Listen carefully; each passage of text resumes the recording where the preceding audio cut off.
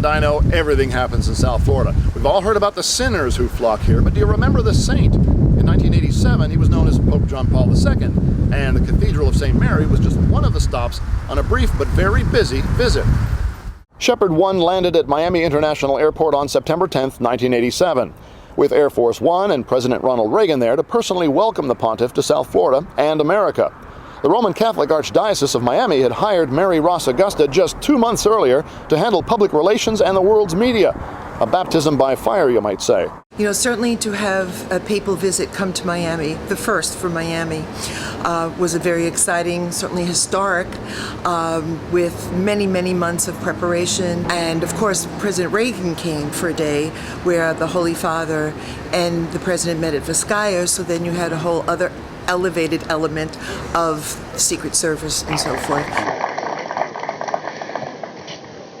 For the second time this year, I have met in private audience with His Holiness Pope John Paul II. We discussed the practical aspects of ideals we share, peace, justice, and the expansion of freedom.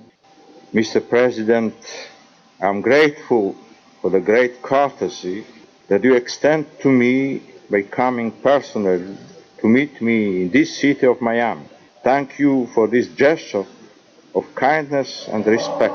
On September 11th, 1987, a huge outdoor mass was held at Tamiami Park for an estimated 250,000 people. There were souvenirs aplenty, as you might imagine, including a lettuce spray lawn sprinkler, popsicles, and Pope soap on a rope.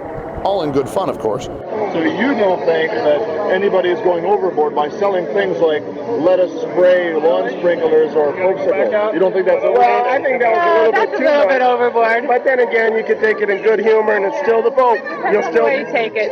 He'll still be remembered on September 11th that he was here. But the mass was cut short when lightning struck a metal tower in the park and a heavy downpour soaked the crowd. Attention, please. There is a weather advisory. There is a possibility of lightning in the area. It's also the first papal mass that could not be completed in public because of the threatening storm that was coming through.